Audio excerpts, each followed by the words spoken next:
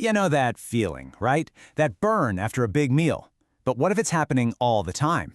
Well, today we're going to dive into some simple, powerful home remedies to help you manage acid reflux and GERD.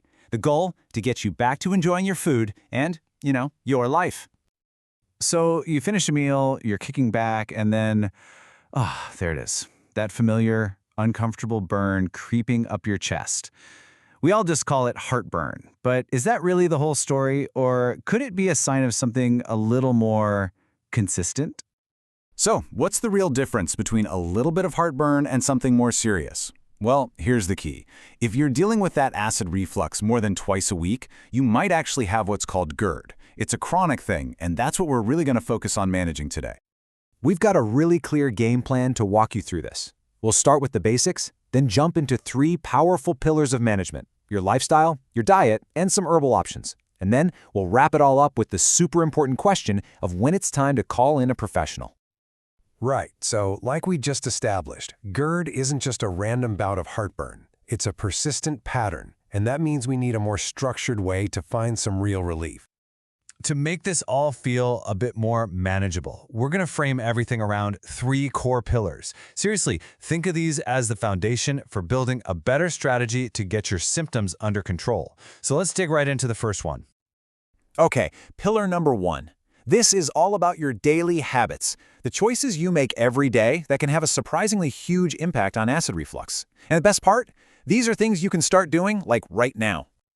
Now, what's really going on here is pretty much just basic physics. I want you to picture your stomach as a water bottle. Any extra weight, especially around your belly, is like constantly squeezing that bottle. It's putting physical pressure on your stomach, which can literally push acid back up where it doesn't belong. This is exactly why getting to a healthy weight is such a cornerstone of managing GERD.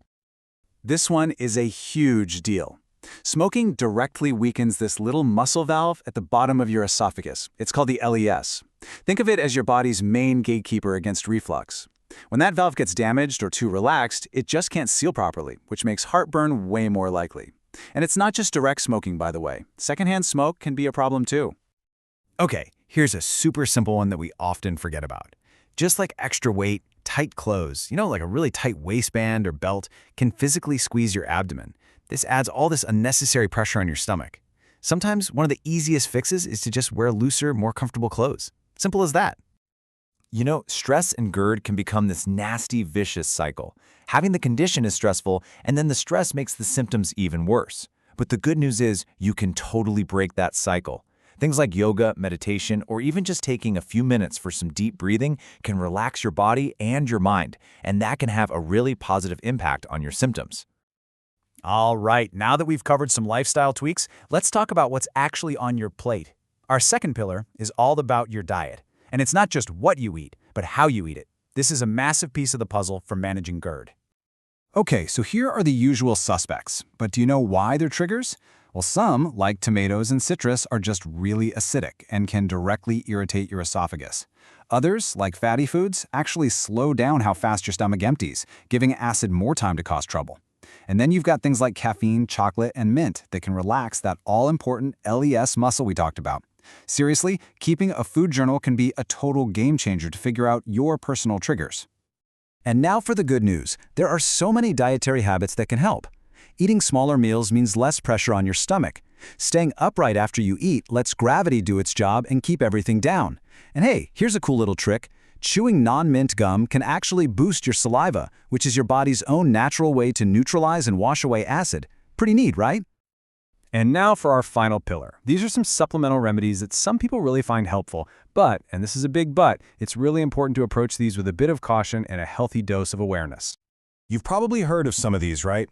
Herbs like chamomile, licorice root, and slippery elm have been used forever to soothe digestive problems, usually as teas or supplements.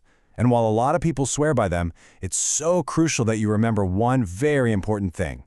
And this is why. This quote right here is the critical takeaway. Because these products aren't regulated by the FDA like your prescription meds are, their quality, their purity, even their dosage can be all over the place. Plus, they might interact with other medications you're taking. So the bottom line is this. Always, always talk to your doctor before trying any new supplement. We have covered a ton of great tools you can use at home, but it's absolutely essential to know their limits and to understand why getting professional medical advice is so important, especially when you're dealing with a chronic condition like GERD. And this right here is why we have to take GERD seriously. It's not just about being uncomfortable for a little while. Over time, that constant exposure to stomach acid can cause real physical damage to the lining of the esophagus, and that could potentially lead to much more serious complications down the road. Home remedies are for management, not a replacement for medical treatment when you need it. So what's the big takeaway from all this? It's that you are not powerless against GERD. Not at all. You now have this powerful toolkit, our 3 pillars: lifestyle, diet, and being smart about supplements. Use this knowledge to start making changes today, and most importantly, use it to have a really good, productive conversation with your doctor. Together, you can create a plan that puts you back in control.